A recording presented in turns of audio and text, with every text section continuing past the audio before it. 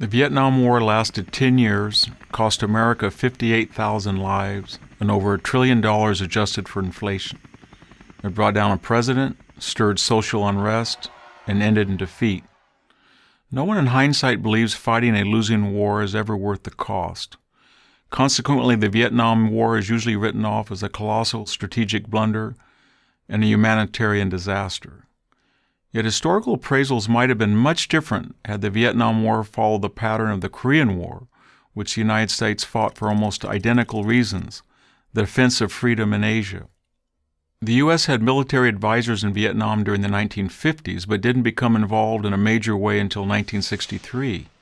President John F. Kennedy firmly believed in the domino effect, the foreign policy theory that vulnerable nations without help would fall one after another, like dominoes, to external communist aggression. Kennedy thus hoped to stop Soviet and Chinese-backed communist invasions in the manner President Harry Truman had in Korea by taking a stand in Vietnam. As with Korea was a war the United States did not seek. As with Korea, Vietnam presented no imperial advantages, no natural resources, or resources of any kind that the United States needed to protect or wished to obtain. As with Korea, the aggressor was a communist government in the North intent on taking control of the South, and its military crossed an internationally recognized border to do so.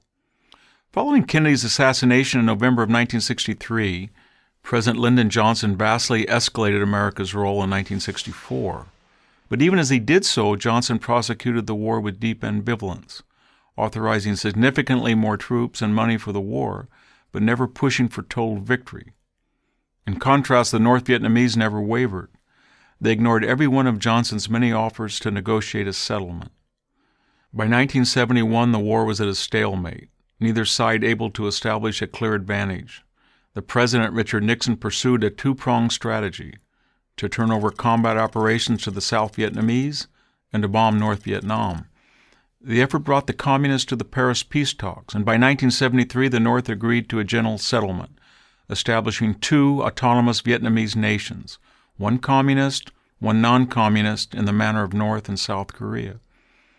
However, the Watergate scandal, the subsequent resignation of President Nixon, and the Democrats' sweeping congressional victory in the 1974 midterm election all helped to convince the North Vietnamese that America would not enforce the peace agreement. They were right. Without U.S. air support and material aid, the South Vietnamese had no chance against the North.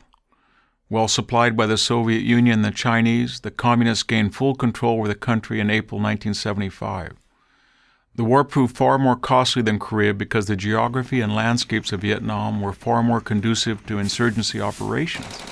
There were also far more restrictions placed on American commanders than during the Korean War. And the United States in the 1960s was a far less conservative and cohesive country than America of the 1950s. Yet despite the long ordeal and terrible costs, South Vietnam was saved in 1973, only to be lost in 1975. The U.S. defeat in Vietnam was a political choice, not a military necessity.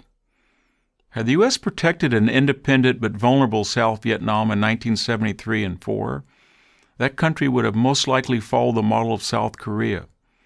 Millions of Southeast Asians would not have become boat people and refugees or have been sent to the gulags and re-education camps. A viable U.S.-backed democratic Vietnam would have stabilized the region and almost certainly prevented the neighboring Cambodian genocide, in which 1/5 of that country, 2 million people, were slaughtered by its communist leadership. And much of the bitterness over the war on both sides of the American political spectrum, still with us today, would have vanished. And for the communist Vietnamese, the instigators and aggressors of the terrible conflict, what was it all for? Today, ironically, the Vietnamese government aspires to nothing more than the capitalist affluence that it once reviled. I'm Victor Davis Hanson of the Hoover Institution for Prager University. To keep our videos free, click here.